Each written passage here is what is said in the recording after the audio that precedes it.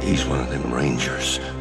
Dangerous folk they are, wandering the wild. Before Aragorn was king, he was one of the Dúnedain, the last remnant of a once great people. Born from the survivors of Númenor, the Dúnedain carried the wisdom of elves, the blood of ancient kings, and a duty to protect a world that had forgotten them. In the north, they became secretive rangers. In the south, they ruled mighty Gondor. This is their story, from glory to ruin to quiet endurance. Let's look at this today. Build me an army worthy of Mordor.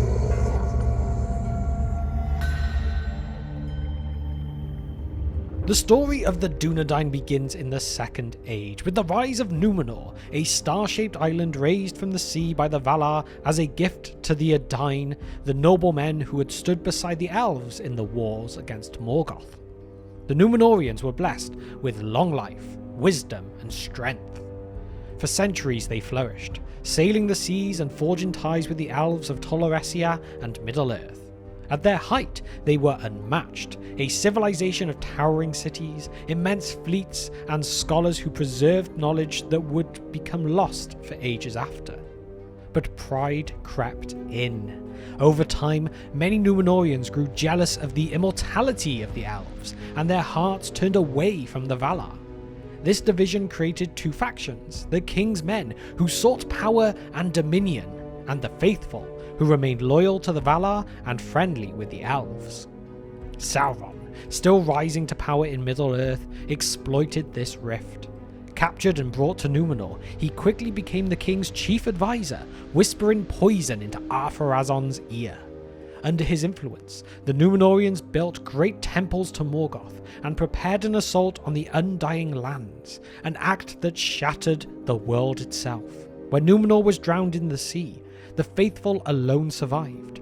Led by Elendil and his sons Isildur and Anarion, they escaped with 9 ships and founded the realms in exile, Arnor in the north and Gondor in the south.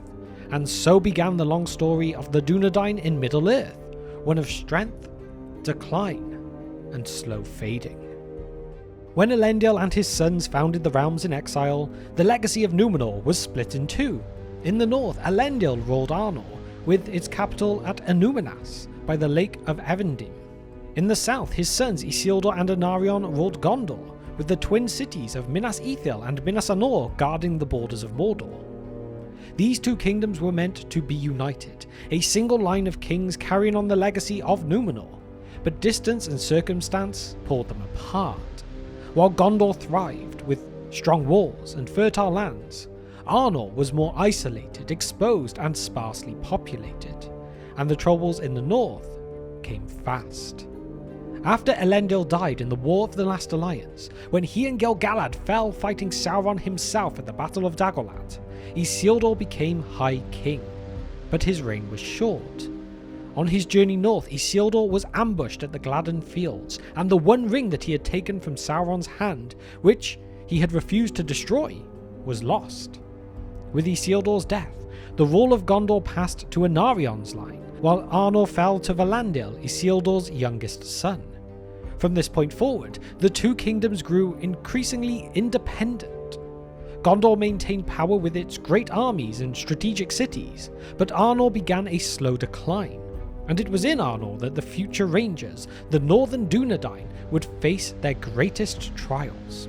While Gondor enjoyed centuries of strength, the north became fragmented, and as it weakened, evil returned to its borders.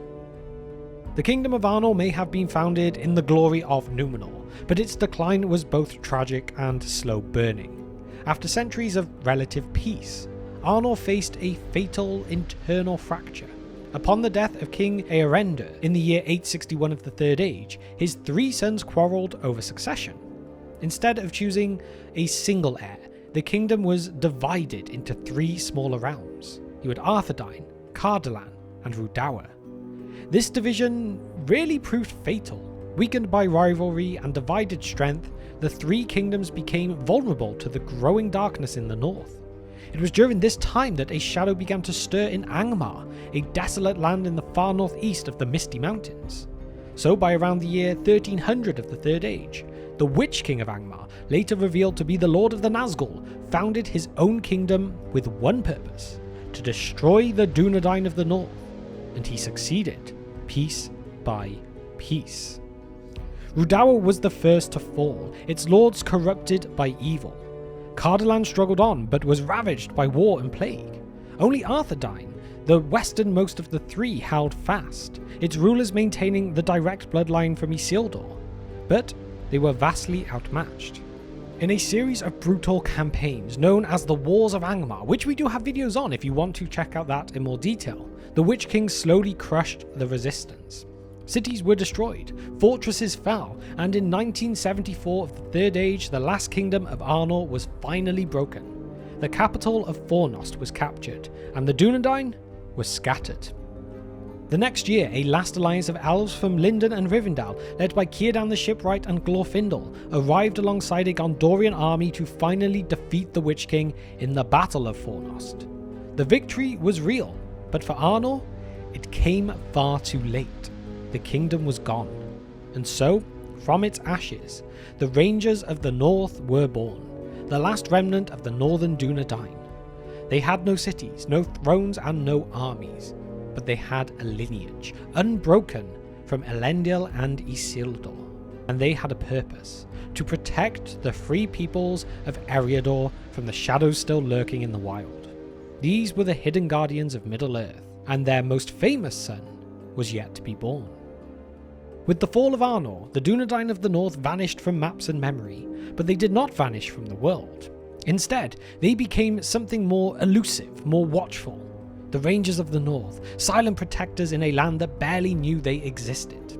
Led by the descendants of Isildur, these Rangers were few in number, but their lineage was noble and their purpose unwavering. Though they had no crown and no realm, each chieftain of the Dúnedain carried the heritage of kings.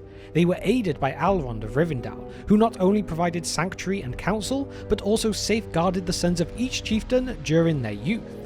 These boys were raised with the wisdom of elves, the history of Númenor, and the weight of their bloodline.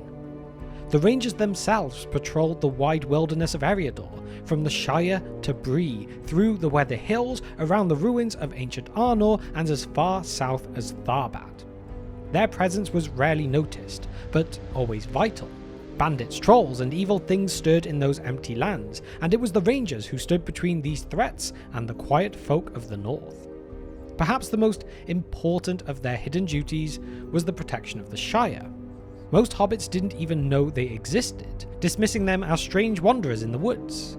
But the Rangers saw the value in that peaceful land.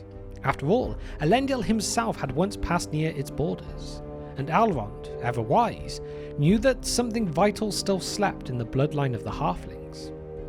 As Sauron's power began to grow again in the late Third Age, the Rangers took it upon themselves to increase their watch. Even as their numbers dwindled, their vigilance only strengthened. They fought against the shadows that crept in from Angmar, Rhudaur, and the far reaches of Mirkwood, always at the edges, always unseen. They had no banners, no songs were sung for them, but without the Rangers, the free peoples of the North might not have survived to see the War of the Ring at all. In Aragorn, son of Arathorn, the long-hidden legacy of the Dúnedain rose to the surface. Though raised in Rivendell under the name Estel, meaning hope, his true heritage was never in doubt. Descended from Elendil, Isildur, and every chieftain of the North before him, Aragorn carried the full weight of his people's history on his shoulders. But he didn't claim the kingship right away. Instead, Aragorn lived the life of a ranger for decades, often under assumed names. He travelled far beyond Eriador, serving in the armies of Rohan and Gondor, exploring the wilds of Harad, and hunting down the servants of Sauron wherever they were found. All of it was in quiet preparation for a destiny he never forced, but always accepted. Even before the War of the Ring, Aragorn played a key role in protecting the free peoples. He watched over the Shire, he fought in wars few ever heard of. He kept the flame of the Dúnedain alive in deeds, not in words. And when the time came, he emerged not as a sudden hero, but as one long prepared. When the Fellowship was formed, Aragorn took his place as guide and protector, After Gandalf's fall in Moria, it was Aragorn who led them. When Boromir fell, it was Aragorn who shouldered the grief and kept the company together. And when he journeyed the paths of the dead to summon the Oathbreakers, it was not desperation, it was ancient lineage calling to ancient power. His coronation as King Elessar was not just a personal victory, it was the return of the line of Elendil, the restoration of Númenorian nobility to the throne of Gondor. And more than that, it was the fulfillment of centuries of quiet endurance by the Dúnedain. But even as king, Aragorn never forgot the Rangers. He honoured their legacy. He restored a Númenas in the north. He acknowledged their deeds, their sacrifices, and their role in preserving the West. The return of the king was the moment the Dúnedain stepped out of the shadows and into legend. And so, there we have it. The story of the Dúnedain is one of resilience. From the soaring heights of Númenor to the shadowed woods of Eriador, theirs is a legacy carried not by crowns, but by choices. When the kingdoms fell and thrones vanished, they did not abandon their purpose. They endured, in secret, in silence, in service. They walked the wilds to protect those who never knew their names. They held back the dark, not for reward or recognition, but because it was right. And in Aragorn, heir of Isildur, captain of the Rangers, king returned, we see the full arc of their story. A people who once ruled the seas, reduced to scattered guardians of the north, and yet, through courage, wisdom and hope, reclaimed their destiny. The Dúnedain were not just survivors of a broken line, they were its stewards. And in the end, they proved that nobility isn't inherited, it is earned. And now it is time for your turn. Do you think the Dúnedain were right to remain hidden for so long, or should they have stepped back into the light of the world sooner? Let me know your thoughts and opinions on this in the comment section down below. And along with this, if you would like to support the channel in other ways, please consider our Patreon. You can't always rely on YouTube itself, so this extra support will really help the channel stay strong and keep us getting that content out for you. But with that, thank you for spending just some of your time with me today, and I will see you next time on The Broken Sword.